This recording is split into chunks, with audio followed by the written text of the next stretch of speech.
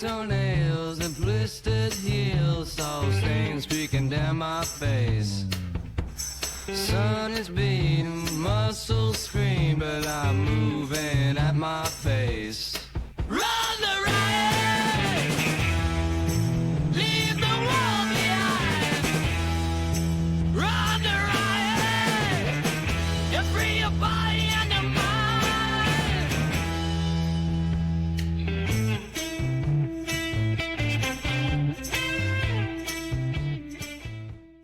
Today on the Run the Riot podcast, I get to talk to Matt Pruitt. What's going on, Matt? Not much, man. Excited to be here. Long time listener. Yeah, glad. Yep. Oh, appreciate it, man. Appreciate it. Glad to have you, dude. It's kind of funny the way you get introduced to people and the way you hear about people, and it's actually you jumped on my radar. The first one I end up seeing a lot of posts about your big accomplishment that we got to talk about, but it was Nick Fowler who did the post and said, I haven't met Matt Pruitt, but he did what I've been trying to do. So congratulations. And he even tagged me. He said, you got to get him on the podcast. Okay. Yeah. That's funny. I did see that. And I was like, that'd be cool. Yeah. Yeah. It's funny. I've heard your voice many times. I feel like I almost know you, but you don't know me. Oh man. Well, hey, that's why we're here, man. I want to get to know you, brother, and hear all about just your adventures, because this is just the culmination of the adventures. And you haven't met Nick at all. No, huh? Nick? no. I just only through Facebook after that event. I kind of I actually heard while I was running that like people are starting to kind of follow it on Facebook a little bit, and I think it was. It's because of some of those posts in the Ouachita Trail Facebook thing. So it was cool to hear that, and it's kind of pumped me up a little bit. Nice. That's good. Well, so for those who don't know, you're right now you're in Arkansas. You're like we talked. You're getting some of the weather that we got this morning here. What part of Arkansas are you living in? Little Rock. Little Rock. Okay.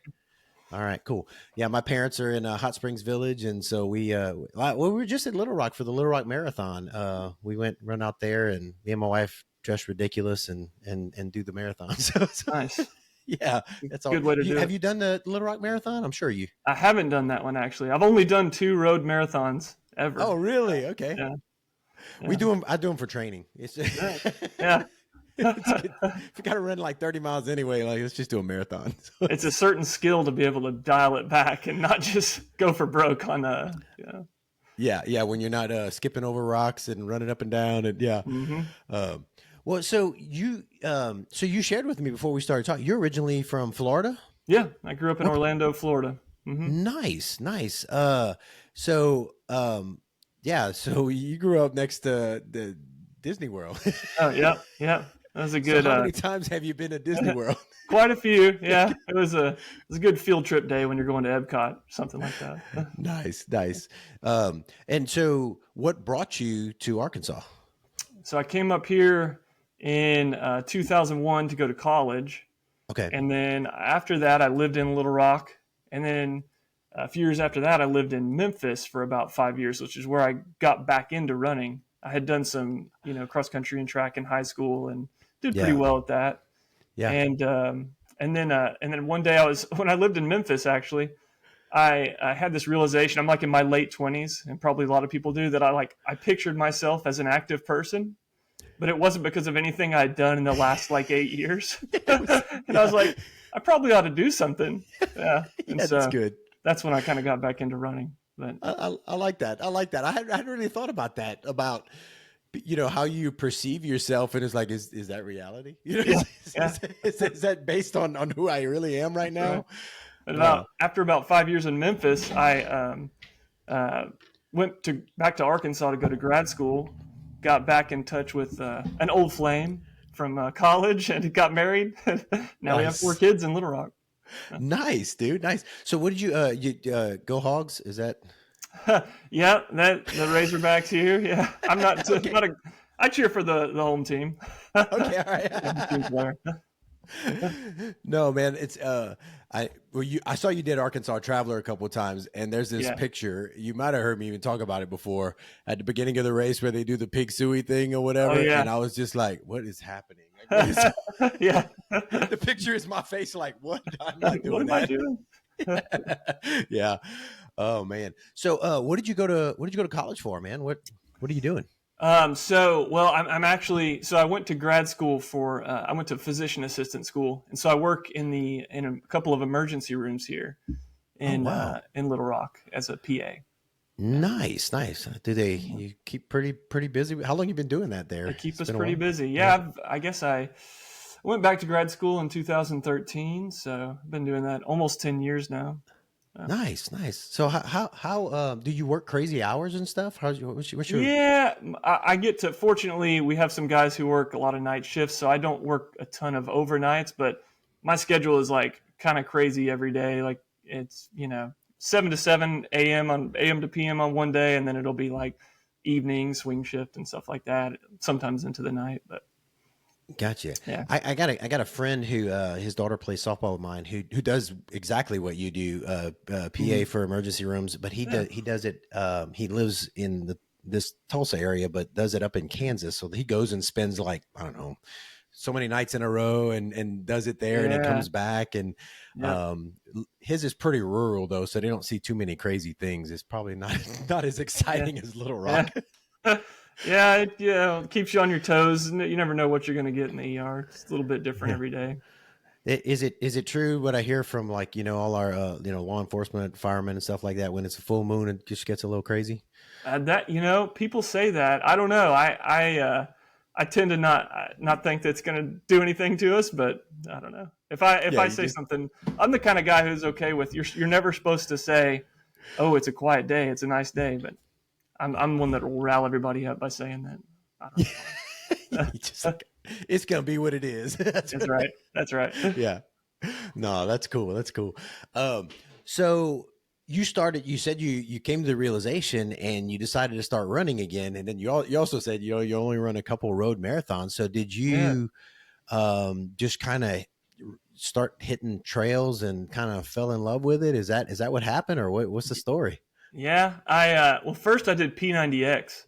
That Okay. was my first Okay. active That's, thing. that's good. Little I like throwback. it.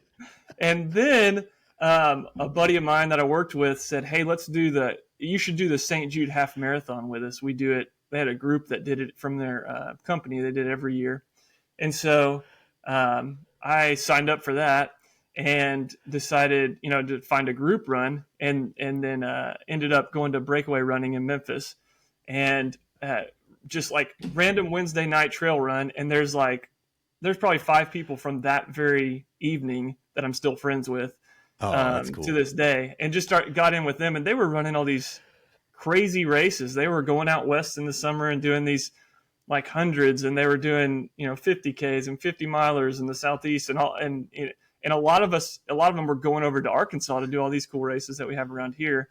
Yeah. Um, and so I just like jumped in with the trail stuff and really enjoyed that, and kind of felt like 5 miles on the trail was like a mile on the road, or a bad day on Yeah. the trail Yeah. was like still a good day. So that's kind of Yeah. how I got all into that. Nice. That it's a pretty common story. Like I got in with this group and they're like, here's the Kool-Aid. Yeah, yeah, Just drink it. yeah. That's it.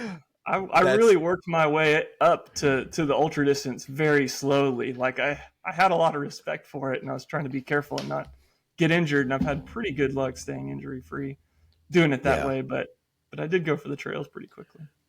Yeah, nice. Yeah, and that's kind of I was doing the road thing, and I discovered the trails, running a half marathon on the trails. Just so yeah, I joined this race, and I was like, this is nice. Yeah. I like this, And it was even like what I would consider now a bad day on the trails because it was hot as Hades and it was Mhm. humid. It was in South Louisiana, and I was like, no, this is good. This is Yeah. good stuff. So good. Yep. Yeah. Oh man. So yeah, well, and then you landing in Arkansas, man, you guys have so many good trail systems, so many Yeah. races, so many good people to get in with and run. I love the Arkansas trail scene, man. Oh, So many it's good. so I just every time I go there, it's like, yeah, they've got it. I see people, even though you only race there every now and then or whatever, and so encouraging, and Well, I'm telling you things you already know. Yeah, no, that's all right. Everybody needs to hear it. Yeah, it's good. Yeah, They got like some of these folks that have been running trails and ultras all over the country since like the 90s got really organized here, and they just started putting on a lot of like quality events that were, a lot of them are like cheap, or they're really free, or they're free, like donate what you will, and just volunteering. And they've just really put on some good stuff here. Yeah, and some and challenging too. I mean, there's some some tough races in Arkansas. Mm-hmm. Where you're switch. What's a switchback on some of them? You just go up and go down and go up and go down. Right. There's some good stuff out there, and then you deal with the climate, humidity can get you too. And some of them, anyway, it has its own unique challenges, and just beautiful place, man. I love every race I've done there. Yeah, I'm blessed to be here. Yeah, man. So I got your ultra sign up right here. So we got to talk about your FKT, but we got to start. Got to start from the beginning, man. Sure. So I'm looking way back. You did a couple years in a row. You did 25K at Sylamore Trail. Yeah, first 25K, and just loved it, and tried to go fast. Tried to break 2 hours on it the second time. You see, like, I don't know if you're seeing how close I got. It's like 35 seconds. 30 seconds away. It's like I went out there and did a training run and ran that pace, like ran out going easy, and then ran back at the pace I need. I was like, it's gonna be close, and it sure was. I love that though. Like, you were at that time, you were discovering, and just like, hey, why not challenge yourself? Why not push yourself? I mean, okay, like you're saying, you were trying to go sub 2 hours, but like you won. Yeah. You won the race. So it's like, you could use the excuse, I didn't have anybody pushing me. That's if somebody would have pushed me a little harder, maybe. Have you done that race? No, I haven't. It's a beautiful one. So I'm going to blame the creek crossing on those 35 seconds. There you go. That's right. Yeah. You had to get across the creek. Right. That's good. That's good. Well, and I see in 2012 you did the Ouachita Trail 50K, which it's a beautiful trail, which we'll get into in a bit. I mean, I don't know all the trails in Arkansas. I haven't run on an ugly trail out there yet. Yeah, so. That's my first. No, that was my first 50K, and nice. And it went pretty well. I mean, I had certainly some low points after the turnaround, but it went well. What was I going to tell you about it? So is the 50K at the same time as the 50 miler? It is. Yeah, it all starts together. There's okay. The 50K has a different turnaround, and there's a little extension right before the turnaround.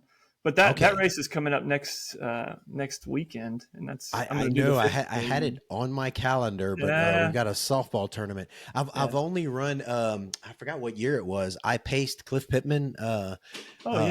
I met him at the turnaround, and we ran back together, and I was like, this is it was great. Of course, I only did 25 miles of it, but it was like, this is great. I love it. A beautiful trail, and great just fantastic. So it's wild going over Pinnacle Mountain there. You got to come do it just for that. It's I didn't have to do that on the way back. We took a different route. I was like, that's pretty. I'm the aid station right after it or whatever. I was like, hey, you did some climbing? All right. It's like, that's amazing. So that was your first ultra distance there. And I mean, and you won it. And so it's, what's cool is, I don't know, you started doing these trail races, and I don't know, did you like realize like, man, I'm pretty good at this thing, like not in a cocky way, but just like, hey, I'm pretty I'm doing this thing. I was like a pretty, I was a decent runner in high school. I wasn't like, anything standing out in Florida, pretty big populous state, but I felt like I kind of had a knack, and just really enjoyed it. Like, even, I mean, there's some races where I certainly have fallen apart and haven't been so successful. And it's just like, man, just hanging out with friends and having a good time, and, try to still get a finish. And, it's still fun no matter what you're doing out there. Like you said, a bad day on the trail is still a good day, man. Especially with friends, you know, suffering with friends. Yeah, and it's fun. You can find no matter how good you are, you can find some competition to lick you. So you can go to the big competitive things, or you can run something regional or a smaller race, and you can find some way to be competitive, like with your age group or one way or another. Yeah, so it's fun to do that stuff. Well, and you guys there in Arkansas just have a bunch of phenomenal runners, like, I've been at races where it's like, man, doing Traveler or a Full Moon or any of the races. And you're like, man, it's any of these guys can just have a really good day and like fly past you and crush it, Yeah. So that's fun. And I love I guess some of the people that I know and enjoy talking to and catching up with are people who I have and compete against, and you meet them at a race trying to beat them and they beat you or vice versa. And then you just become friends. It's like, yeah, man, that was awesome. Yeah, it's good. Good stuff. Good stuff. So you kind of like just and you did, you broke into these. I see 3 days at Silamo. I still haven't done that. How was that? That was your first, like, looks like you're, That was my first 50 miler. Yeah. It was the second day. So I was, the second day of 3 days. Yeah. First of all, that's an awesome race. It's super fun. They got, unfortunately, they got stormed out. They had a tornado go through this year. It got hairy out there from what I heard. Like one of the race director was in a cabin that got lifted up and Jake. Yep. But he's okay. But fortunately, but it's a really, really pretty race. Usually it's really nice, like spring weather, some challenging trails. You do a 50K on day one. And so I went out there and I was, I'd never run 50 miler and I had to do that on Saturday. So I was on Friday with the 50K. It was a warm weekend that weekend, and I was really trying to like respect the distance that I had to go. So I kind of it's funny. I held back, and there's a group of, I think, about 4 guys that went out and in the lead, and I got off trail and like intersected with them at some place that I wasn't supposed to be intersecting with them. And they're like, no, the trail's back there. You got to go back down the hill. I was like, oh man, I won't compete this year. And I went back down, got back on trail, ran around, and it was a really hot day. I finally finished and I got to the end and one of my friends is like, hey, you won. I was like, no, you don't understand. Like the other guys were so far ahead of me that you didn't see them finish. Like they finished before you got here. And then Steve Kirk is the race director. He was like, no, you won, man. I was like, what? Where did all those other guys go? I never passed them. And it turns out they too got lost. Oh, no. They took a wrong turn. And I guess I passed them without knowing it at that point. And it was kind of wild. So it ended up being a 50K plus, 50K-ish. Yeah. It was kind of funny because you do the stage race thing. And so it's just all time. You all start together each day. Yeah. And Saturday you got the 50 miler. Yeah. And so I had like 14 minutes on these other guys. And one of the guys put 10 minutes back on me on the 50 mile day. And so now I've got a 3-minute lead. And we walk up to the starting line on Saturday, our hobble up, and he's like, I was like, you know what I got to do, right? And he's like, yeah, I know. just sit on his shoulder like all day, and we're gonna be friends. Yeah, and he made me hurt. He made me hurt that day. Nice. I love that. That is so fun. Yeah, that's when I did that first half marathon, that was one of the things I enjoyed because I was just bebopping through the woods and I was running through and I was like, oh, there's third place. And so I just hung on his shoulder until we hit a straightaway. And then, I passed him. You know what I mean? Yeah. He's like, dude, you crushed me. I was like, well, I really didn't mean to crush you, but I just wanted you to know I had some in the tank. Yep. Just competitive, man. Just having fun. Just break his heart. Just end his belief right there. And try to where I don't want him to see me again. I got, right. just fun stuff, man. Well, so that's a race, man, that I need to, so hopefully maybe next year I can get out there and do it and experience it. I've heard so many good things about it. And I didn't even, I guess I didn't notice this before when I was scrolling through, I don't know that I know a whole lot about the Chattanooga stage race that you did in 2013. Yeah. How was that? That was a really sweet event. I don't know if it still goes on. I haven't done any of their races over in Chattanooga lately, but they have back then they were putting on some really great events, and I'm sure they still are. But that was a really fun stage race. You run about 20 miles every day for 3 days, and you do once on Signal Mountain, once on Lookout Mountain, and once on Raccoon Mountain. And so you hit all these different trails. It was a blast. Really fun. Nice. So I'm noticing, is Grand Mesa's your first 100? Yeah. Okay. Yeah. So we did our first 100. Like I did my first 100 in 2013, and that's when you did your first. You did you beat me though. You were in July. I was in December. So what did you do? What was your race? It was formerly, now it's the Loup-Garou, but it was the Cajun Coyote in South Louisiana. Okay, sounds really legit when you say it. Yeah, that's how I talk, man. Yeah.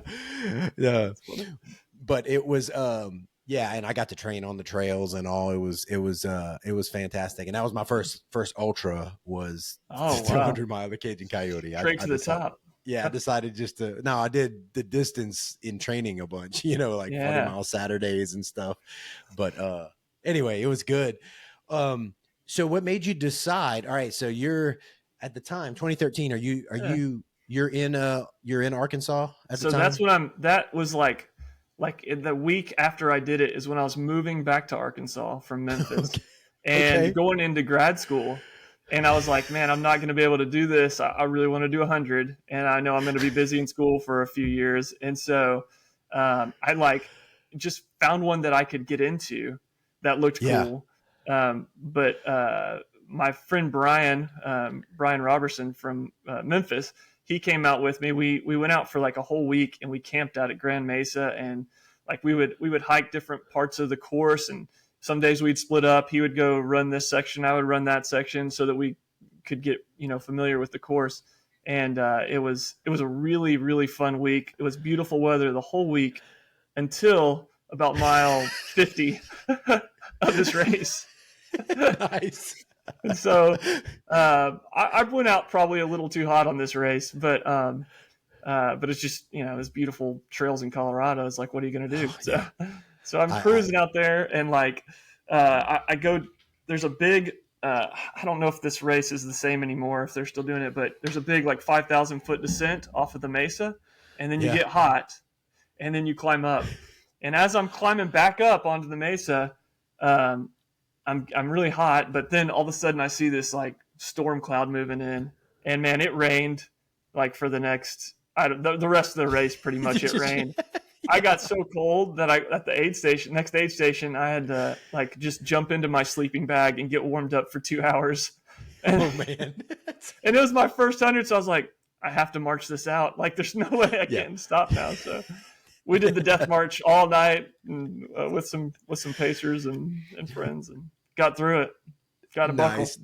What was the altitude for that one? Did you have to deal with any altitude? I mean, you spent some time out there before, but it was mostly at around 10,000 feet. So it hurt, and I was there for only a week, so I don't know if that was too helpful or not.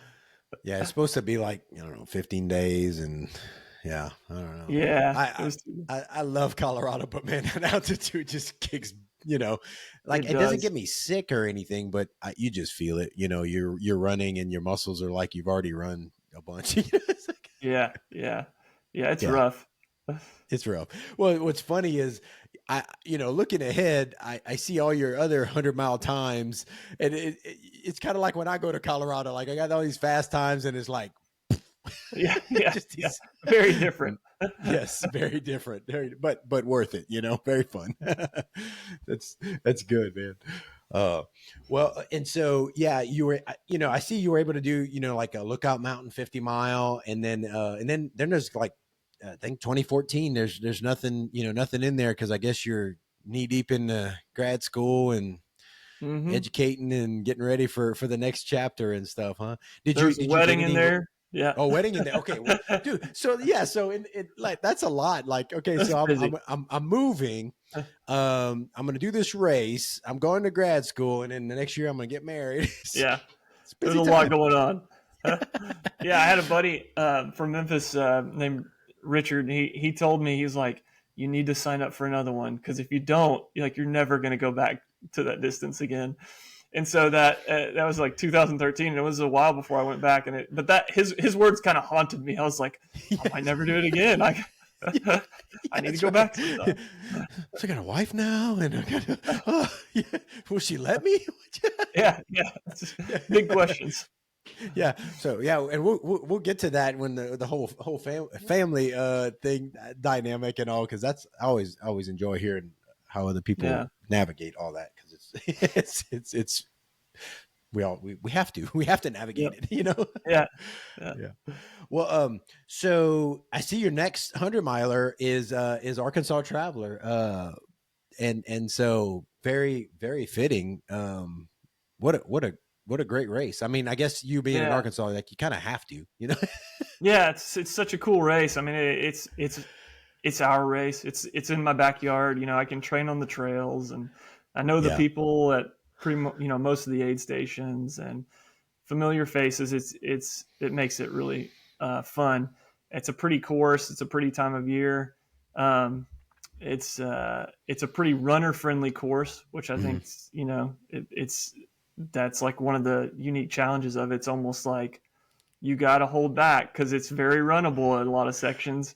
Yeah. And so it makes for a fun kind of challenge in that regard. Yeah. Yeah. It's fantastic. So I noticed that you've done it a few times, but what's funny is I did it in 17 and 18, and you did it in 16, and I think again in 19. I was like, you knew I was coming or something. Just back and forth. Yeah. Look, there's some guys I'll run against, but I won't run against that podcast guy.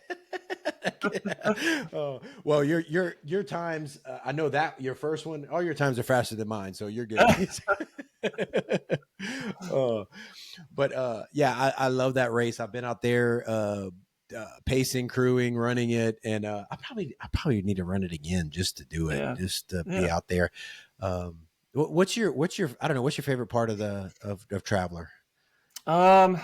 Man, I like, as far like the race itself, or the course? Yeah. What's your favorite? Just the whole race. Like, what's your? I don't know. One of my favorite things about it is it's a historic race. It's one of the oldest hundreds, I guess, in the world.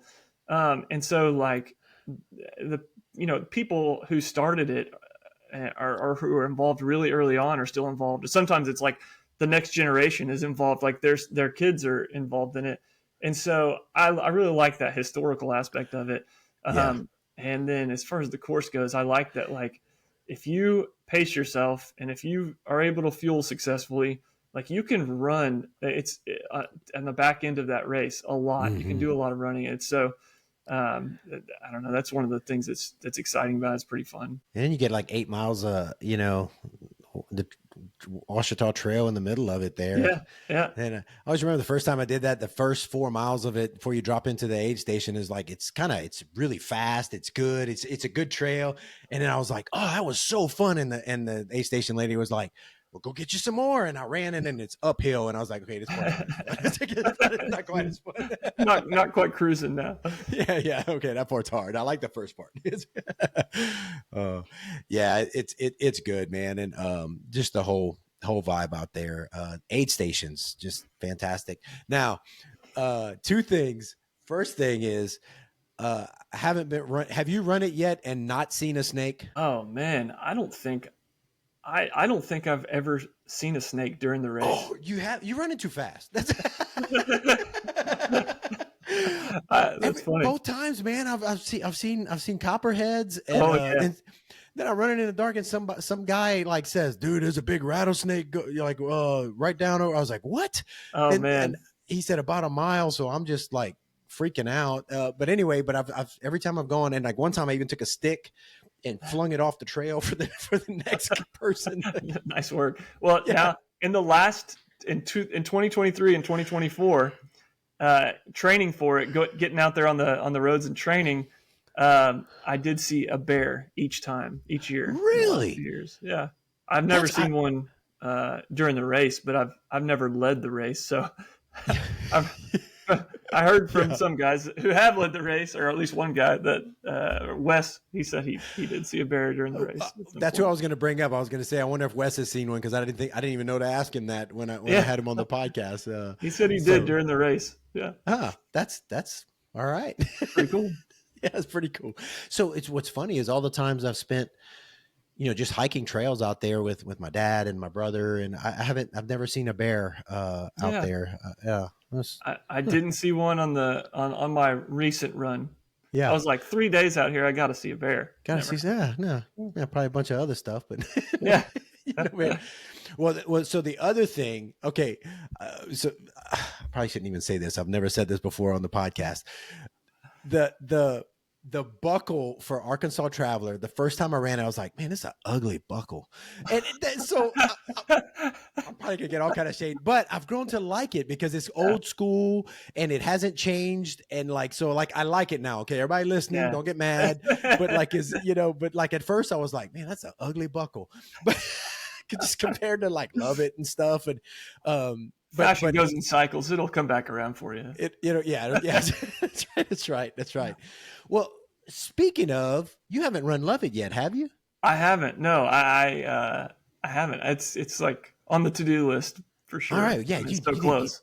You need it. Well, and they changed it now to where, everybody starts on Saturday now. Yeah. So which I have no opinion of that either way. I just know it was a challenge to be try to sleep during the day so you can start. It was an evening start before, correct? It was like an evening start. It was a Friday night start for the 100 miler, and then the 100Ks would start on Saturday.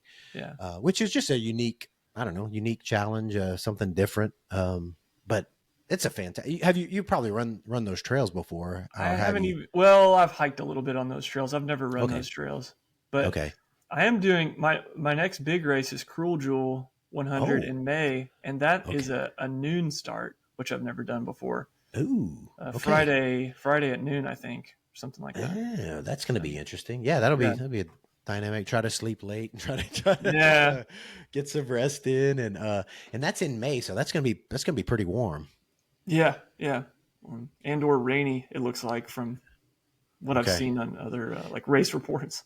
All right, that'll be a fun challenge, man. I'll be following along to see how you do. That's I've heard a lot of good things about the race, but it's also it's a tough race. So yeah, it's tough. Are the trails? I don't remember for Cruel Jewel. Are the trails pretty similar to Arkansas trails?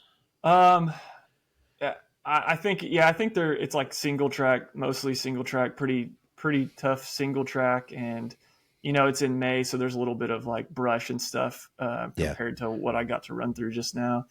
In March, but okay, all right, that'll be a fun challenge, man. But steeper, the same elevation, but packed into 100 miles. yeah, exactly. That'll be fun. Yeah, that'll be. You should be in pretty good shape, man. You get fully recovered and just kind of parlay it into that training and without getting injured or fried or anything. So you've done Traveler quite a few times to get that amazing buckle and beautiful buckle, and you've done well. Like I was looking at your times for Traveler, and 2024, man, you placed second with a time of 17:38. Man, that's fantastic. Who won that Brendan year? Connell just absolutely crushed it. This was a really hot year. It was very warm. Yeah. And he, despite that, he got the record, the course record, and he just was flying. It was. Yeah. It was 15:08. Yeah. I saw him at the turnaround. That was the only time I saw him the whole day, but he was just gone. But yeah, it was really impressive. Really impressive. Definitely on a mission there, but your time, what's crazy is from year to year on races and stuff, your time many other years would have won it. It's like Brandon, this guy's got to show up. Yes. Somebody tripping, please. He's at the next level. I knew, I know if he has a good day, I'm not going to compete with him. But I knew I'm just gonna run, do my thing, and it was the closest I've come to putting 100 completely together. And so that felt really good. Like a lot of things went really well, despite it being like a warm year. And so I was really happy with that run. Nice. So yeah, let's talk a little bit about that, because I love for people to hear, even guys like you who do so well at a lot of these races. You know, what has been the struggle that you've had trouble putting together that seems to have come together pretty good for that one? Yeah, I think you know, anyone who's done 100 has experienced, you know, completely falling apart and melting into nothing, and then having to just death march it out if you're lucky enough to have enough time to do that. And so I think I started working on nutrition and being really intentional. And I don't mean like eating a healthy diet. I mean like getting in a lot of carbs. Okay. Don't mistake me for doing that. Like getting a lot of carbs in and not getting dehydrated. I think that's, you know, been my problem for most of my really long stuff. I did increase my volume over the last couple of years getting ready for that race, which I think was a big help.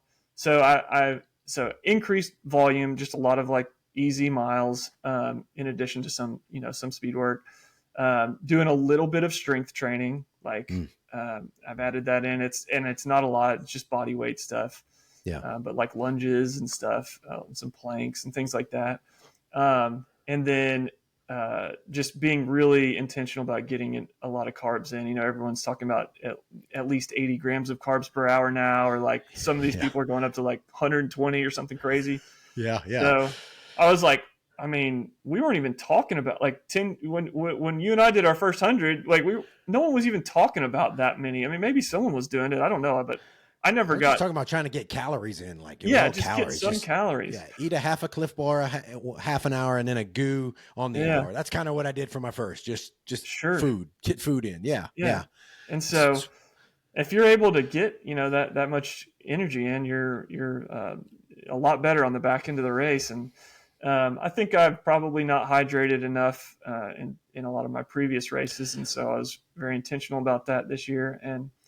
And especially this year, I listened to Zach Bitter's podcast a lot too. Yeah. And he did one on like passive cooling. And so during this 2024 Traveler, I put ice in my hat every time I had the chance, put ice in my bottles, and tried to just keep myself cool. And, a combination of all that resulted in I got a lot more calories in than I've ever gotten, and made it a lot farther before things never really totally fell apart by any means, but before things started to slow down, and then it kept them. The wheels started getting a little loose, and then it was like mile 80. I'm like, I got this weird feeling, and make myself puke real quick, and let's just get back up and kind of go a little slower and just keep going.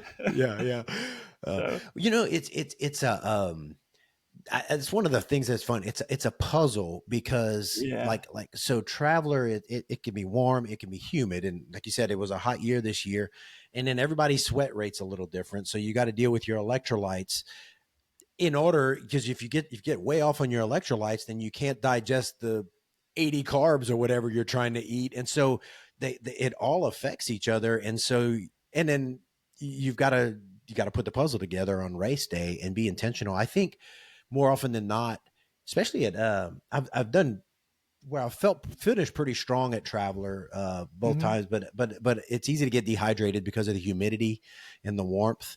I think people that come in, to race it that aren't familiar with the humidity, it's hard to stay on top of your hydration while you're running. Yeah. I wish I had this past year's race in 2023 when it was nice and cool, and the Oklahomans came over and threw down some fast times. Yeah. Well, and the other thing that'll bite you is when it's cool, sometimes you don't drink enough because you don't feel like you need it, And so you gotta be disciplined, and I don't know. And every race is different. And then you go race in Colorado, and you're used to humidity, so you don't feel it as much, but you are sweating. And then you do this, and you feel salt falling off your face, and you're like, "Ah, crap, I'm behind." It's just something. It's like every time I go out, it's like put another piece of that puzzle together, and a little better. What kind of volume? You said you increase your volume in training. What kind of volume were you putting down? So I started a couple years ago, I think 2 years ago, might have been last year, training by time Yeah. instead of distance. But I come out to when I'm like kind of ramping up for 100, I'll have like a base of about 10 hours a week of running. Yeah. And the highest I got to, I was going to go to 14, but I realized like if I go to 14 and a half, I'll get 100 miles in. So I went up to 14 and a half to get 100 miles in for the week and see what that felt like. It felt pretty rough, but It felt like you did 100 miles that week. yeah. Yeah. But it was cool to do that. And so that's kind of my range, like ramping up to maybe 14 hours in the week, which is, I mean, I'm not doing that for very long, but it really helped. Yeah. Hey there, my friends. I just wanted to let you know I've been using Magic Mind for a few months now, and it has been fantastic. I love the focus that it gives me, the sharpness that it gives me, you know, and I've shared before, right after lunch, I need that little pick me up because I get pretty sleepy. I'll just do one of the little shots of Magic Mind and I'm good to go for the rest of the afternoon. It's been great. I don't have to worry about any crazy ingredients. It's natural stuff. It's all sourced from excellent sources. It's top quality stuff. It doesn't get you jittery or anything like that. It's not a replacement for coffee. I just love it. I'm just going to continue to use it because I just make it part of what I do. It's like my vitamins every day. So if you want to check it out, you can go to magicmind.runtheriot.run. Again, go to magicmind.runtheriot.run, and you get 48% off if you use my code RunTheRiotPod. All one word, Run the Riot Pod. So check it out. I mean, you know, give it a shot. You know, you know you have trouble after you eat lunch. You know you have that lull during the day, and you know, and I just make it part of what you do. Give it a shot, and then see how it works for you, and then keep giving it a shot. Keep taking the shots every day. Again, go to magicmind.runtheriot.run and use the code RunTheRiotPod to get 48% off. Well, before we get into your FKT attempt and even training for it, you know, while you know you've got a job with crazy hours, you've got you know, a wife, you've got kids. Oh, what's the age range of your kids, man? Oh, 9, 7, 5, and 3. You've got. I'm surprised it's quiet at your house right now. They're gone. Okay, that's right. You kicked them out for ice cream. Nice. Please, you guys got to go. This is not going to work otherwise. Yeah. Oh no, that's funny. So yeah, and so what do you do to navigate, you know, to get this training in and be able to, you know, compete at the level you're competing in and not have your family fall apart? Yeah, that's important. So yeah. So those volumes, like when I'm ramping up for 100, those are, you know, a seasonal thing, I guess. Yeah. I mean, there's no particular season, but yeah, I can do that for a while, but it does put stress on the family. So my wife, Sam, is also a runner and she is training too. So she's been very gracious to let me like ramp up for these races. And there's a lot of, you know, 5 a.m. days. Sometimes there's some 4:30 a.m. starts and things like that. Just kind of like figuring out like what we got to do to everybody gets their long run in this week and everybody gets some kind of run in. And I usually take the early run shift and, you know, she does a lot of treadmill work to get hers in on days where I work a 12-hour shift or something. Yeah. And so we just kind of like, usually plan out the week of like, okay, when are you going to run here? When are you going to run there? And like, we figure it all out. And, you know, if you prioritize it, you can get it all in for the most part. I mean, some people work more hours than I do, but we're pretty busy. And then, you know, I kind of back off in between those buildups and, you know, make sure it's not too much because there's more important things.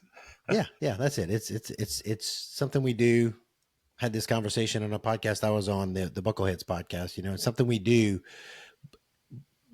and it, I don't know, it says a lot about us and it builds us. It makes us better because we're working towards something, but we can't let it totally define us. You know, so yeah. What's cool that does your wife run ultras too, or what kind of running she's? Does she? Yeah, so she got into trail running a few years ago when we had our what we thought was going to be our last baby, and I love it. she went and ran. She ran the 20K at 3 days of Sylamore, and not knowing she was pregnant, and she had. It's nice. So we found out we're having a fourth kid, and very exciting, a blessing. Yeah. And yeah. and so that slowed her like progression down a little bit, but then last year she ran her first 50K at Sylamore and actually won it. She did great. Sweet. And next weekend and she's been doing other things, but next weekend she's going to run her first 50 miler at Ouachita. So, fantastic! And That's great. And then she's going to do her first 100 miler at the Traveler this year. Oh, dude! So are you gonna crew and pace her? I hope I'm allowed to say this. She's already told people. Okay. Well, you got. Let's see. This one should come out. It might be like not this weekend, but next. So you got time to make sure. Okay. Dude, that's fantastic, man. That's good. Yeah, I'm gonna crew her for the Traveler this year. Yeah. Oh, that'll be fun, man. She spent a lot of time crewing me, so I definitely owe her. Yeah. You got to give back. No, that's good, man. That's fun, man. Jennifer she's settled in on half marathons, and I'll run the marathon when she does the half, and she's like, I'm good. Yeah. Sometimes that's enough. Yeah, I think we may go to Full Moon, and she'll do the 25K, and I'll do the 50K, and nice. we always enjoy that. That's always fun. That's a blast, and the breakfast afterwards. Oh yeah, it's so good. It's the same people. Like I don't know. It's I love it, and then I always get to see people puking in the woods and just puking on the trail because it's so hot. It's good. Oh yeah, that's funny. I've fallen apart at that one. Yeah, for sure. Yeah, you think it's 50K, it's mostly downhill on the way back. Piece of cake. Oh yeah. Maybe not. Good stuff, man. But I think it's pretty. That's pretty cool that your wife does it, and so like she understands, Yeah. And it's got to be hard to be intentional about you guys both getting your mileage in, but like you said, you just make it work. This is what you guys do, and pick A races at alternate times of the year, and kind of Oh man, we in 2024 we did a pretty cool adventure out. We did the Wonderland Trail in Washington, the base trail around Mount Rainier. Yeah, and it was the same group that did this thing, the Ouachita Trail, or came out with me.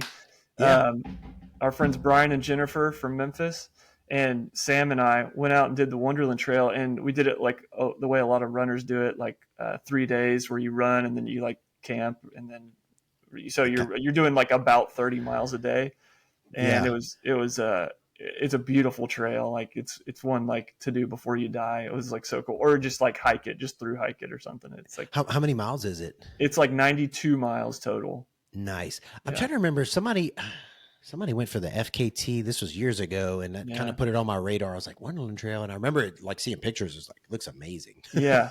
There's some. We were watching YouTubes of it before. I think Dylan Bowman did the FKT, and one year and got it, and then like a week later, someone else did it. Like, dude. Yes. Especially if like it stood for a while and then you go get it and then like somebody just crushes your dreams after that. That's awesome. Well, speaking of FKTs, man, so so you are now the proud official owner of the FKT of the 223 miles of the Ouachita Trail. Yeah, supported style. Congratulations, dude. That's an achievement, dude. Thank you. So, what put it on your radar? What made you decide to do it? And like, how long was this in the back of your head before you're like, all right, I'm doing this? Yeah. I don't remember when I've been trying to think back to when I first thought of it, but when Sam, my wife, and Brian and Jennifer and I were all out on the Wonderland Trail, I think I remember there was a conversation where we finished that, and I think Jennifer was like, okay, now what? And I was like, Brian, let's go run the Ouachita Trail and let's see if we can go and get the FKT. And so at that point, it was just kind of like throwing it out in the air. Yeah. And you can't do that with certain friends, dude, because they'd be like, all right, let's do it. And you have to. I mean, it was one of those things like I kind of thought of it as like, okay, maybe sometime in the next couple of years, like we'll do that. And it was really my fault that it like the date kept moving up, because I was just like, the more I thought about it, I was just like, I couldn't get this out of my head. It would just like, it just ate at me. And I started like reading about the, people who've done it before, and reading about the supported ones, people's trip reports and all this stuff, and like just learning about the trail. And finally, so I was kind of feeling Brian out, because I was like, hey, you want to do this? Like, are you really interested? Like, you don't have to do it if you don't want to, but like, you want to, let's do it. And so he finally was like, yeah, let's do it. And so it was kind of crazy, because we had to I had to arrange for my parents to watch my kids, and ask off of work. And so we kind of had to just pick a date. And I was like, you kind of pick where it's not too warm yet, but maybe the days aren't super short and it's not too cold.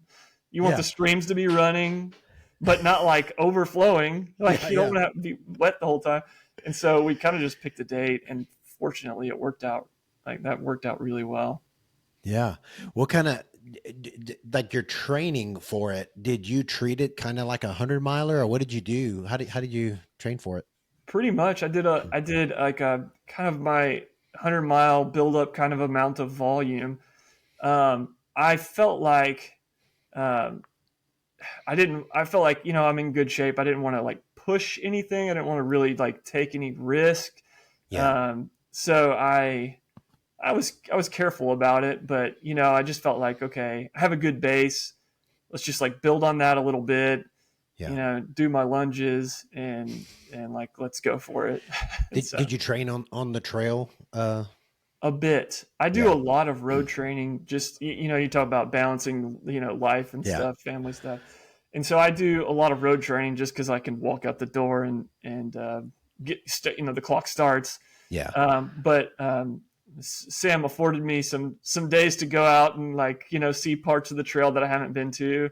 And I had to drive to some areas to see where like we can set up for, making our aid stations and stuff like that. Yeah. Nice. So man, you set a date, it looks like you had I was looking at the pictures on the FKT site. It looked like you guys had crew, you had people there to help you along the way. And that's so important especially, when you're doing supported, FKTs, you need good people, man. The right people to help you.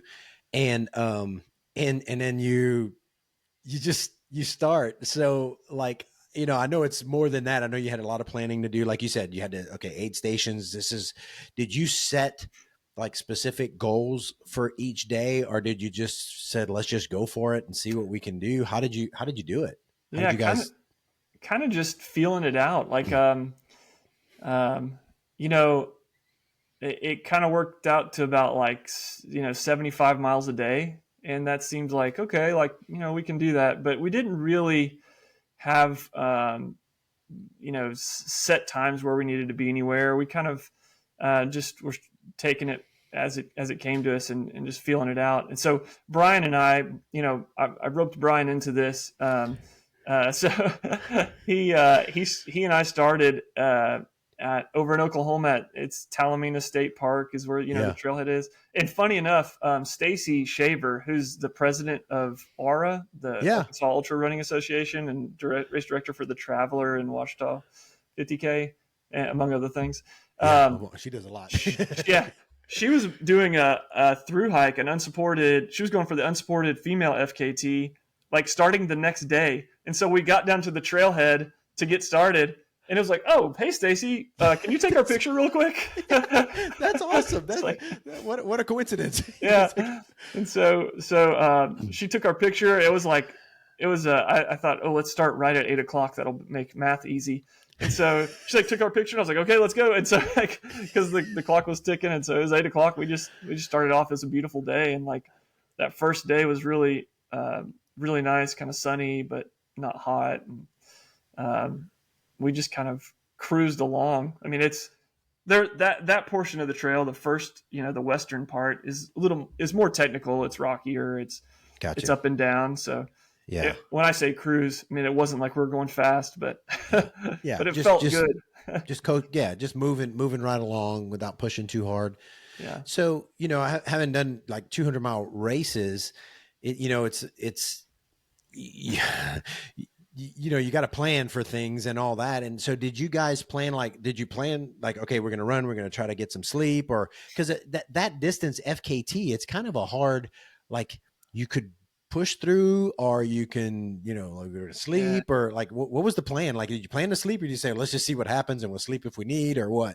Yeah, we did plan to sleep. I mean, this is like one of those big questions. Like when I was trying to figure out, as I've never done a 200, like 100 miles is as far as I've gone. I've never had to, I did sleep on that one fall apart Grand Mesa 100 miler, but that was really just because of hypothermia. But we did plan to sleep some. We weren't exactly sure how much. I listened, to people's podcasts and advice, and our approach was like, well, we'll probably do some 20 to 30 minute sessions of sleep. Don't know exactly when they'll take place, but like when it needs to happen, that's when we'll just go for it. And that was kind of our approach. We'll just like take it as it came. And so we like I was saying, we both had a really good first day, but as we got into evening, Brian started having some issues with getting enough calories in, and so he started feeling not so hot in that first evening, and I remember we had a really nice section before that where we're both just feeling good and like cruising and just having like, a fun time, just not worrying about the clock or anything, just enjoying conversation and company. That's along like the Kiamichi or Kiamichi River. I don't know how y'all say it. Okay. I've seen it written, but I don't know. So you do a big ascent after that up to the Arkansas state line. And I just remember coming up there, and it was, nightfall, and it was now windy, and it was a little cool.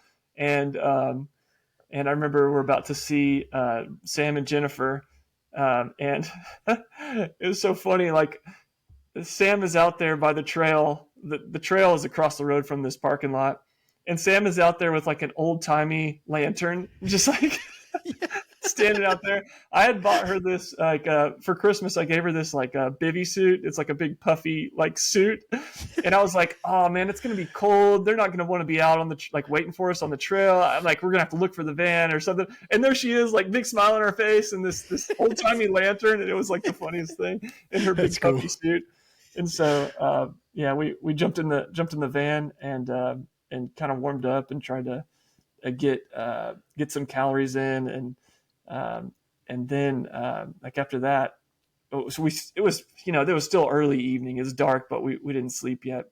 But it was later on, like a couple of, I don't know the mileage, but we made it to what's called Foreign Gap, like a road crossing, before we decided and this was still Brian was trying to get calories in, but he was having a tough time. Jennifer ran with us some, and Sam ran with us some that night. Like nobody slept at all. And then, so we were like, okay, let's stop at Foreign Gap and see if we can, hit the reset button a little bit and get some sleep and get how some many calories. miles in is that spot? Oh, I want to say that's gotta be like, oh man, I should have it in front of me, but like 70 or something. Okay. I have close to your like 75 for the day. Probably. Yeah, you probably got notes everywhere and stuff. I have like all these spreadsheets and all this junk. We're good. I'm just winging it here. It's all good. But we laid down and slept a little bit, and and then got back out after it. And that's we laid down for like 45 minutes there because we were really trying to get the calories in basically. So I probably slept for about 30 minutes when we laid down for 45 minutes, and that's probably all the sleep that I actually slept for the rest of the thing. Yeah. There was What were one you other guys, sleep stop, but what were you guys, I mean, especially first day, it's kind of, smooth, kind of cruising along, like you said, but yeah. what were you guys doing for calories? Were you just kind of doing your standard nutrition, like you do for a 100 miler, just trying to get so much in per hour, or how are Yeah. you treating it? I was doing a lot of, when we got to the van, I was doing a lot of like real food, Yeah. like quesadillas and stuff, or I would Yeah. grab like some, they would make some tortillas covered in peanut butter and like rolled up, and I would take those and eat them along. I was also doing like a high carb hydration mix. Yeah. I did a lot of that the first day, and try to like make sure I got like a good solid, like every 30 minutes, got a good chunk of calories every 30 minutes as like a baseline, Yeah. and then try to eat kind of meal type food, Yeah. somewhere around meal times to try to keep some kind of like day, like circadian rhythm, going. Yeah. And Yeah. so, yeah, What, I what did kind that with of, gels too, actually. yeah, what kind of carb mix were you drinking? Just It was curious. Morton Okay. 320. Yeah. Yeah. And that I did that a lot on day one, and I had to make a lot of pit stops that day. And so I don't Yeah. know. I don't know if it's Morton's fault or if it was the like Mexican food we had the night before, but It could have been a combination. I had to abandon that, and I switched over to their gels, their 160 gels, like the high carb. Gotcha. Yeah, I mean, I like their gels and stuff. They're fantastic. They're not cheap, but they're fantastic. No, They work yeah, well. it's kind of ridiculous. Yeah. Cool. I started just a little side note. Have you tried they're like $2 a piece. They're 200 calories and 50 carbs, and all it's is carbs. Okay. Have you seen those yet? I've seen those. Like I actually, I'm gonna try those next, because I heard a podcast. I can't remember who it is, but it was one of those guys from that company. Yeah, And they're like $2, and I'm like, that sounds way more. I'm definitely trying that. yeah. I did them for Prairie Spirit, and they're fantastic. There's just a nice. little sweet flavor. And I just kind of just chunked one of those an hour with other stuff, and it worked well. So I was like, What's the I like it. consistency of those like? It's smooth. It's like I don't even know. It's not it's a little more viscous than the Morton.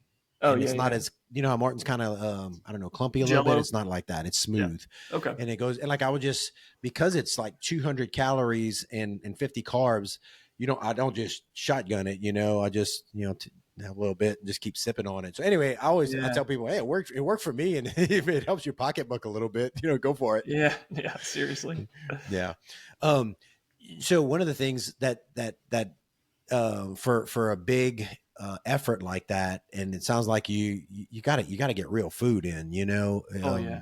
I mean, I guess maybe some people can do 200 miles on, I don't know, on gels and drink mix, but Yeah. Sounds rough. yeah, that just sounds right. Palate fatigue's a real thing, dude. There's a lot of coffee cake. There was a hamburger at one point. There was a lot of candy corn. Really? Candy corn? Oh yeah, I love the candy corn. It was going down really well. That's good. Nerds, yeah. Okay, I have never done nerds. Now, Lil Debbie's my friend, like oatmeal pies, and because that's just high calories and stuff like that, and so yeah, I mean, you got to just food, man. And then it sounds like you had the good sweet and savory mix, burger in there and some other stuff. Because the peanut butter tortillas were. I mean, I depended on those a lot until I just was like, okay, no more. I'll be a while before I have peanut butter. It's like, yeah.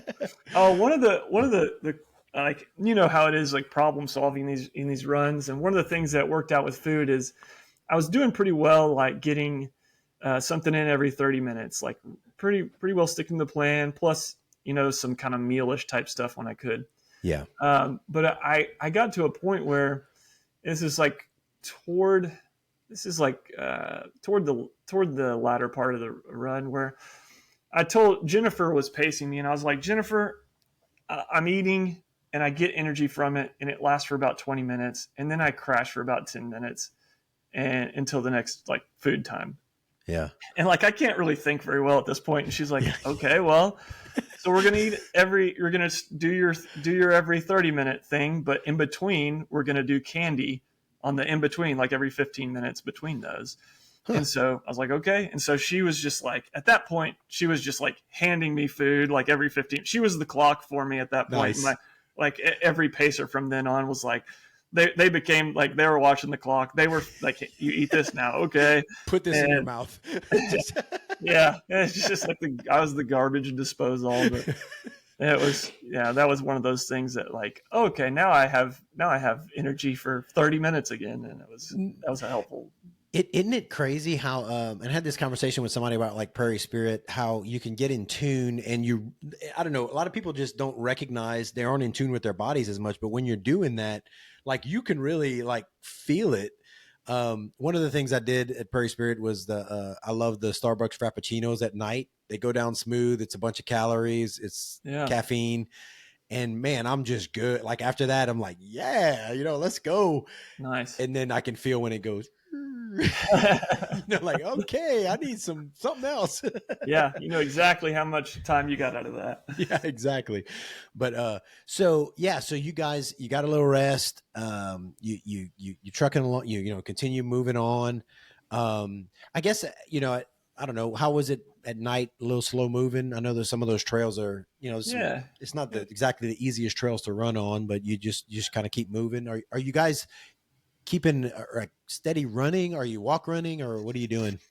It's a mix. I mean, hiking most of the hills and running most of the flats, and then running what's runnable on the downhills. But trying to just, the mentality is just keep moving forward. Yeah. Just keep moving forward and don't stop much at all. And obviously we did that sleep break and another sleep break, but we felt like if we could just keep focused on making progress, that would be in good shape. So that was, we woke up after that little bit of a nap time, and Jennifer joined us at that point to pace. And now it's like wee hours of the morning, and we're kind of cruising along.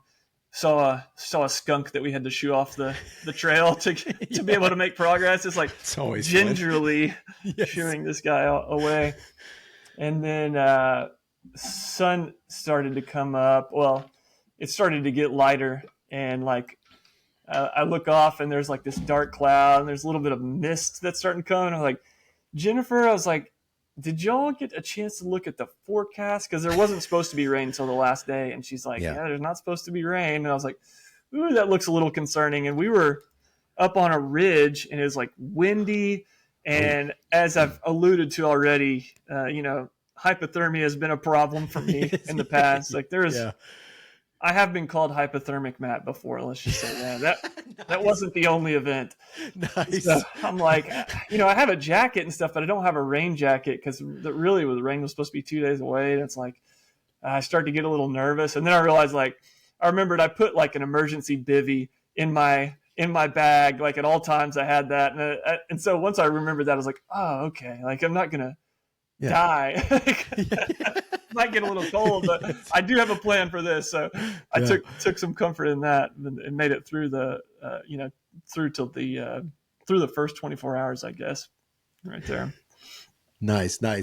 Well, how, going into the night, and then, so you'd done the Wonderland Trail, so some running, hiking and things like that. And you spent a bunch of time at more than 24 hours of the one in Colorado, but this is like, you're going to be out there a while. And so how was it going into the next day, knowing like, I'm going to be running all day again, I'll be out here. We'll be out here all day again today. Did you just have to I don't know, what was your mindset like? You just kind of accept it and keep moving? And how was it?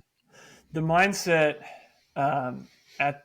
for me, the way I approached it was just that I'm going to start running and there's no end in sight. Like there wasn't a finish line that I was thinking about. I don't know if you can hear it. I'm getting a little weather. weather. Heard the thunder. Yeah. Speaking of rain. But, it was like, I didn't have like a mental, like a time that I was running toward. I didn't have a distance that I was running for. I was just endlessly going. That was the way I thought of it. And you know how it is. Like if you go out for you can run 100 miles, or 200 miles, but if you go out for a 30-minute run, you're like, okay, 10 more minutes, 20 more minutes, 10 more minutes, she's like counting down. So I was just really trying to avoid ever thinking of that. The only manner in which I thought of the finish line was just like seeing everybody. And I had a buddy named Jeremy who was like, I'm going to be when he heard about it, he's like, I'm going to be at the finish line for you, man. We're going to be set up. We're going to have stuff there and people there. And so I thought of the finish line in that way, but I didn't think of like how far away it was. I tried not to really look at the mile markers. I just kind of look at the time of day and just endlessly run. But that next section is where Brian, once we finished that section I was just telling you about, Brian, when we got to the van there and we're getting kind of ready to go out, he said, I'm done, man. Like he didn't want to, stop. He wanted to, he was like, man, you're having a great run. Like you're flying. You're going to, everything's going well. I want you to, go. Yeah. And it wasn't that wasn't after the last, 40 miles that he had been having some trouble with like getting nutrition. It wasn't like a shock right then. Yeah. But it was, I was disappointed for him. I wasn't, disappointed in him by any means. Like, he's gotten me through. He's paced me at every 100 I've ever done. Yeah, nice. And so he was with me for 80 miles at that point of that, and even he came back later on to even pace me some. Cool. But he was just, he was being selfless basically. Well, and that's a tough thing because I've heard of people who tried to run 100 miles together, like they're both running it and try to stay together, and it can be hard because we have different ebbs and flows when we're running, and so not to say impossible, but it makes it hard. It makes it a hard dynamic to do an FKT like that because it's already very difficult. Yeah. But kudos to him for just saying, hey, I'm gonna let Matt go, do this thing, and I'll support it. That's cool, man. And that's kind of our sport, man. Everybody just, supporting and wanting to help each other out. And like you said, even in a race, when you're racing against your friends and if you have a bad day and your friend does well, you're like, oh, I'm disappointed in what I couldn't do, but I'm happy for my boy, Yeah. And it was, I should also mention, the guys who had the FKT before, I don't know if you looked into that at all, but Steve Kirk and Greg Eason, they did it together in 2005. So that was part of that. That was part of the reason I was like, man, that'd be cool to kind of keep that tradition going. And so that's why I kind of thought of it that way. Yeah.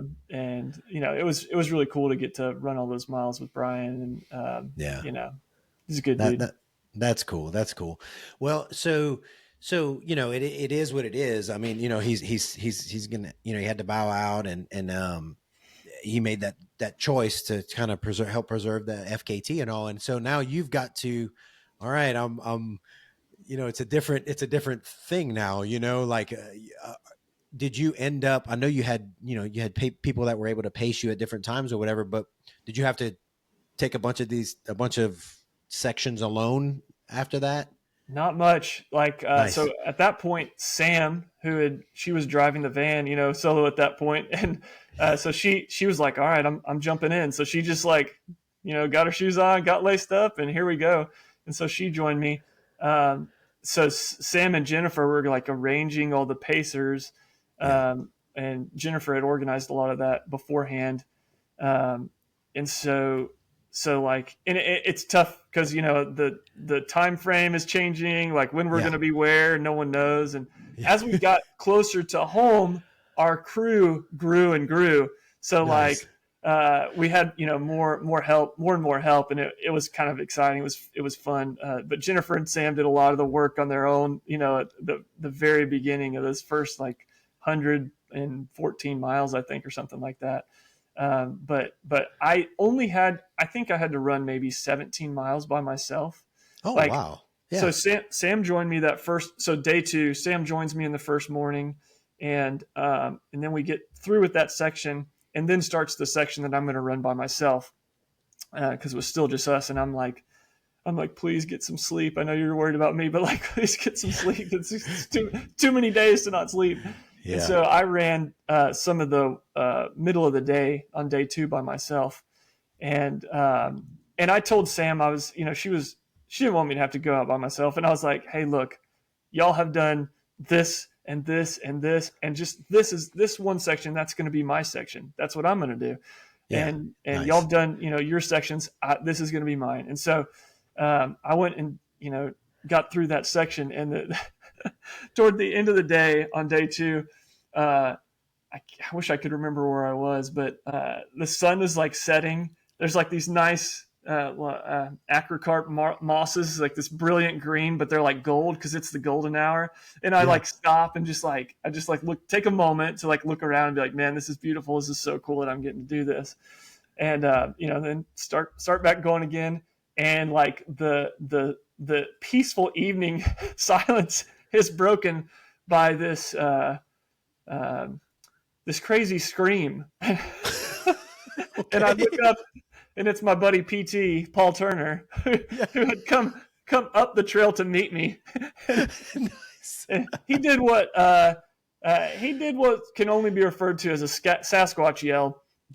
And I mean, it scared like the daylights out of me. Like I jumped, I don't know, whatever adrenaline that might have been left in my body was dumped right there at that moment.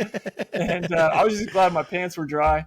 But it was hilarious. But that's when like he and Kevin Griffin, they joined us at that point, and were a real big boost to the crew to let the crew get some sleep. And that's when I started having other pacers joining in from there, like all the way. And that was it. Nice. So it was like less than 20 miles I had to do by myself.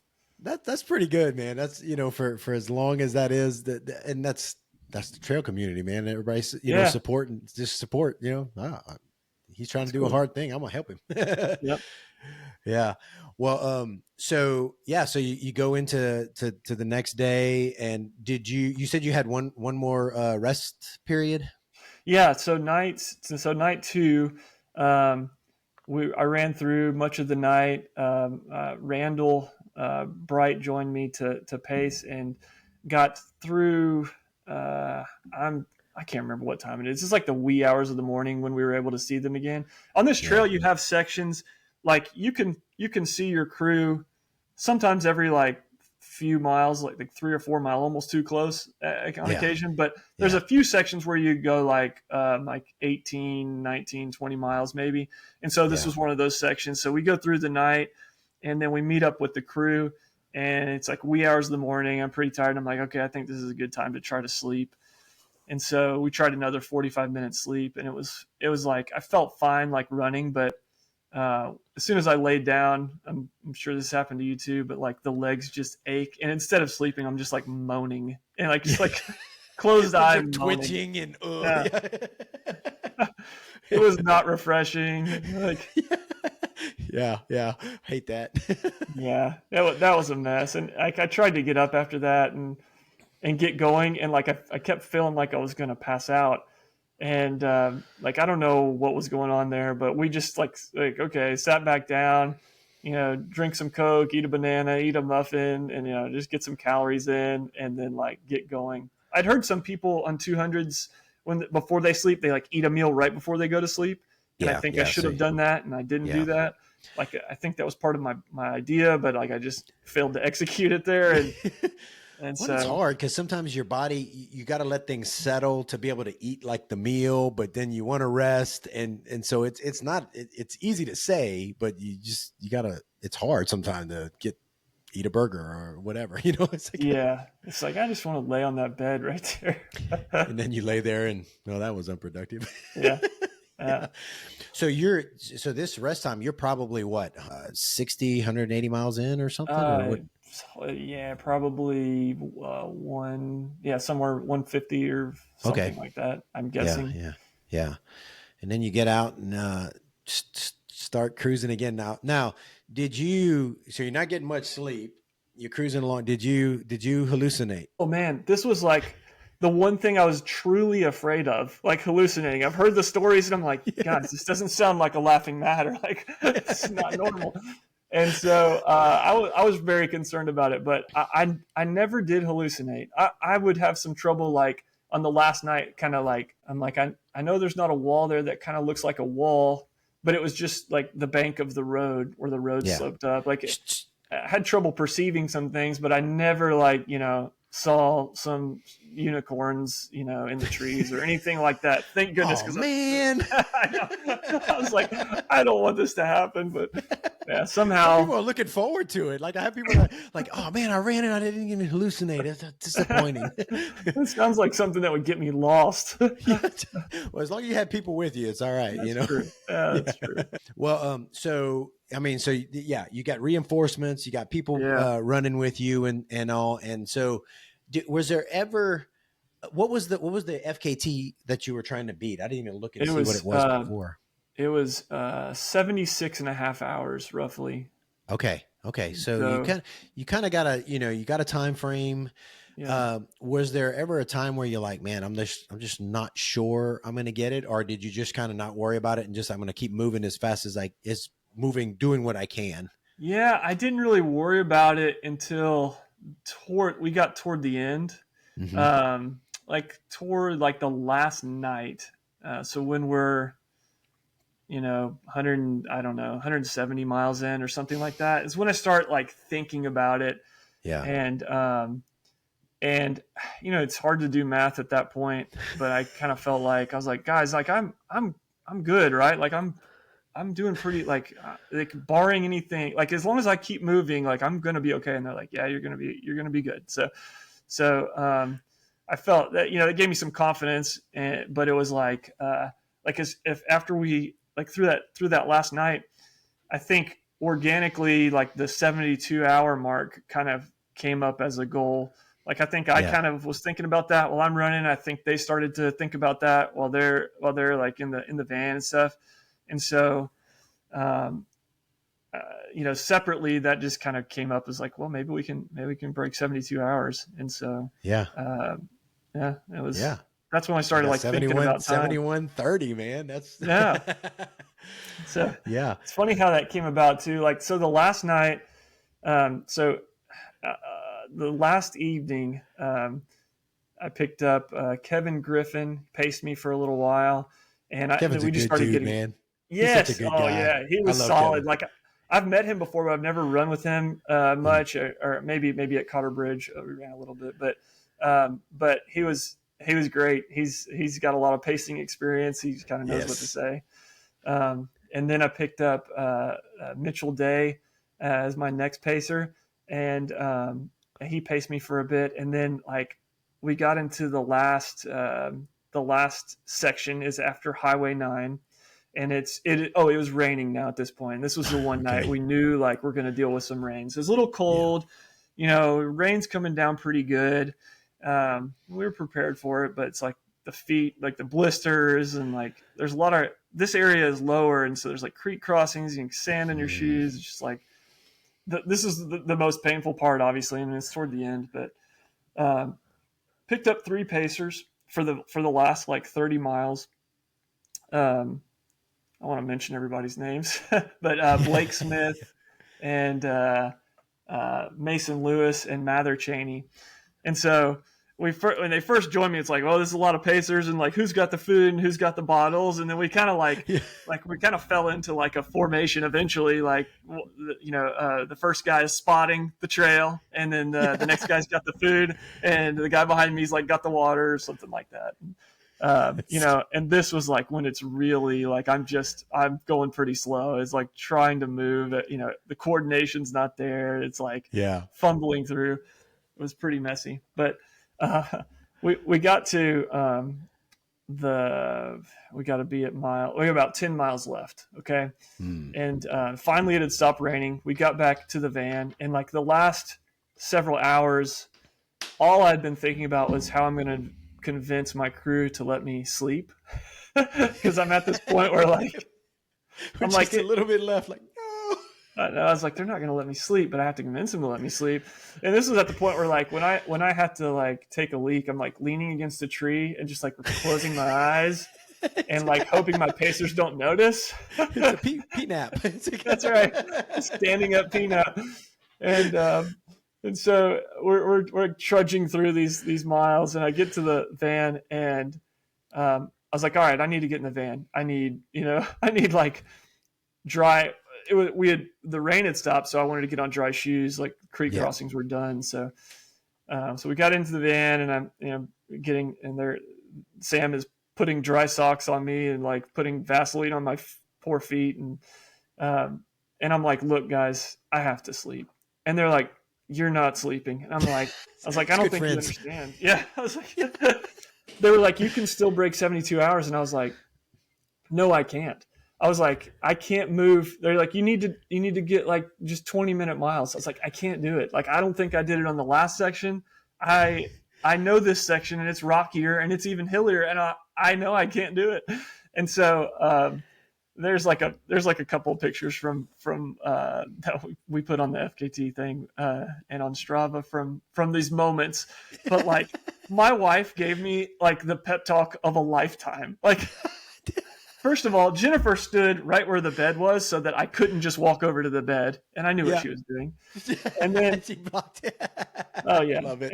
And then my wife like gave me this like I think I heard like the music, like Eminem music in the background, like you only got one shot, like in my mind. She was like, this is once in a lifetime, like you're only gonna do this once, like you've gotta go. And so it was a pretty cool moment. And she got me, out of that aid station and back on the trail. And it was like the slowest thing I've ever done, but we were moving. We were, kept moving forward progress. No sleep that night.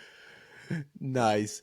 Well, so knowing that when you got to the end and finally, what were your emotions like, man? Oh man, it was so cool. Like Brian, Sam's like, Brian, go run the last bit with him. So Brian was kind enough to come back out and run with me again, some more and like, do those last few miles. And it was just like, I don't know. I couldn't believe it. I mean, it was hard to think, but like, I kept checking. I was like, hey, we're going to get like the last few miles, like the sun came up, and they were right. They're like, the sun's going to come up and you're going to be moving again. And I was like, the sun's not going to come up because they did daylight savings time. So it's not coming up. And that happened at like 2 a.m. Yeah. And, but sure enough, like the sun comes up, and like I started running again for the last few miles and felt good. And you see Pinnacle Mountain and like familiar places. And we get there and like, there's just, Jeremy was there with a bunch of friends and like people came out like I'd never even met, like, met him right there. And it was just like, I just couldn't believe it was over. It was so exciting. And I just really just was like, we did it. Like we set out to do this and, we accomplished it. And it was really exciting. But, the thing that stands out is I leaned so much on like crew and pacers and like, they did so much. I mean, like when, that's the when you do the supported style, kind of FKT thing is like a massive advantage time wise, because they do so much for you, so much thinking and problem solving and everything. But I was just, I think, grateful. That was what I was. Yeah. Great. Yeah. And what a cool thing, like they got to share in that with you, like to be a part of it. And it's a cool thing to share. Like you guys will always have that, like, it was a team effort. I mean, I know you covered the miles but they all played a part in doing that. And that's huge, man. Yeah. I was gonna say, did you feel like Forrest Gump? I think I'll go home now.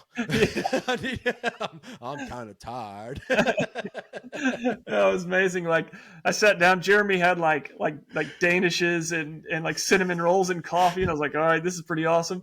And like, I had like enough energy to walk around a little bit and like, take some pictures. And then I was just like, okay, you need to get me in the van like right now. I'm crashing hard. I am on E. We had like a 15-minute drive home and I like moaned the whole way. Like I was just like, everything hurt so bad. It was sad. Oh. Well, how did you were you able to sleep when you got home? And like I bet you the shower feels so good after a race or after something like that. Or did the chafe Chafe Monster get you? How was the shower, man? Yeah, so I would like to be able to say that I stood up in a shower on my own, but what happened is my wife bathed me. What happened was her crewing duties continued. It's like as you would with a baby, like in a bathtub. That's awesome. And so like I she got me to the bed somehow after that, and I made it to the point of being unconscious. Let's call it that. Like I was out of it. I had like I got a walkie-talkie and gave one to my 9-year-old daughter. And I was like, you keep this with you, and if you hear me calling for you, you just come up here and see what I need. So help. Candy corn, cinnamon roll, water. That's nice. That is so good.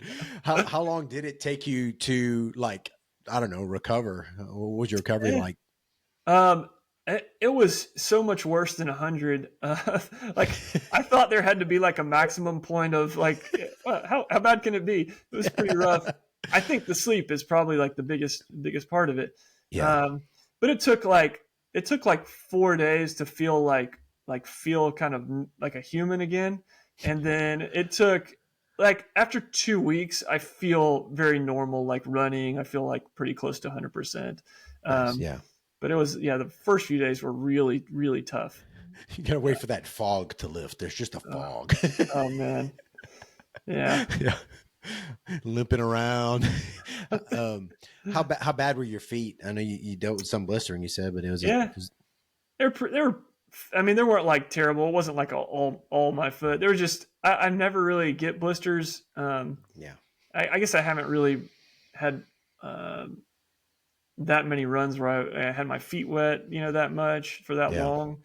And so, they weren't terrible, but that was like the most painful part, I think, for the running. That's what, so like when I did Moab, I normally don't deal with blistering and stuff like that. I have but I dealt with blistering, and it's there.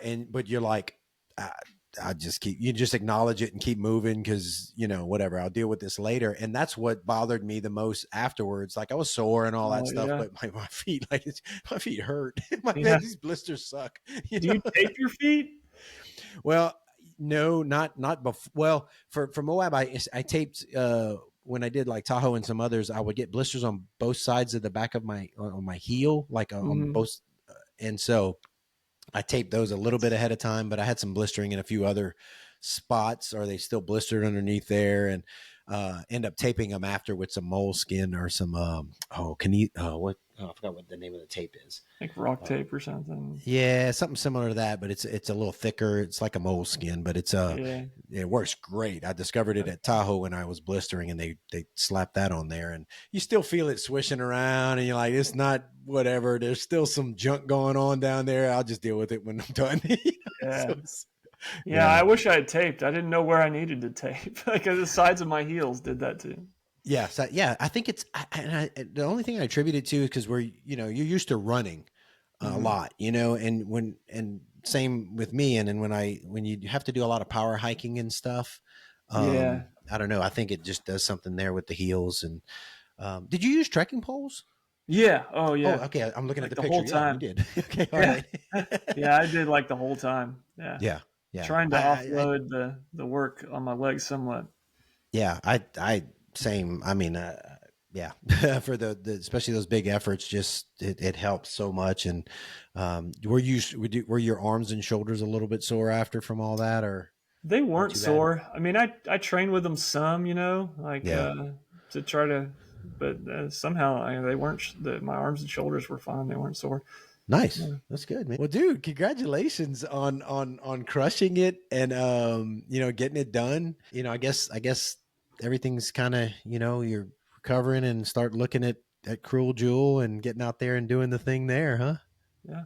Yeah. Cruel Jewel. That's we'll do the Ouachita Trail 50K next weekend, and that'll be a lower key effort. And then Cruel Jewel. So that sounds kind of brutal, but I feel like I just want to get a buckle. I just want to get the buckle. That's just get the buckle. That's it. Just get it done. That's it. I'm excited for it though. Oh man. What do you have next? I haven't decided yet. I am doing the we there's a Midnight Madness in Tulsa, 50 mile and 50K and like a 10 mile that they quit doing and they're just bringing it back. And so I signed up for it. Do the 50 mile, and then I haven't decided on a 100 miler yet. Yeah. I would like to do one during the summer, possibly in Colorado, and then one in the fall. Around here where it's not hot as Hades and stuff. So, Yeah. so I hadn't really decided yet. I was kind of waiting to see how quick my knee healed after, Prairie Spirit a couple weekends ago. So, which it's fine now. So I just started ramping up again. So we'll see. I'm looking at Mace's Hideout or Creed 100 in Colorado. One of those. Okay. We'll see. Nice. Yeah, I have to need it fine on the flat stuff. I'll need to see how it does on the rocks and stuff. So sure to be all right. But well, man, yeah, dude, it's been great visiting with you and getting to know you, man. And I know we're gonna see each other at some races. Are you guys planning on doing like full moon during the summer? We've been talking about that. I think we'll probably be there. Okay, Yeah. we hadn't signed up yet, but I need to talk to Jennifer. And we like I said, we love that race. It's always a good opportunity to go visit my parents and then go out there and suffer in the heat. It's fun. Nice. Yeah. Yeah. Well, maybe I get to meet you in person there. That'll be good. Yeah. And I plan on trying to get out to do some more Arkansas races in the next little bit, or just be out there and help and crew and all that fun stuff. So I'm sure I'm gonna see you out there, man. Yeah. But dude, once again, congratulations, and I'll be watching now that I know who Matt Pruitt is, man. I'll be watching your ultra sign up and cheering you on for races, man. And if there's ever anything I can do to help you, or when you decide to sign up for like a 200 miler or something, man, let me know. I'll be glad to help you. You just did it, so why not? Yeah, we'll see. I don't know when that's going to happen, but definitely 100. Definitely 100. I appreciate it, man. It's good. It's been good talking to you. Good talking to you, brother.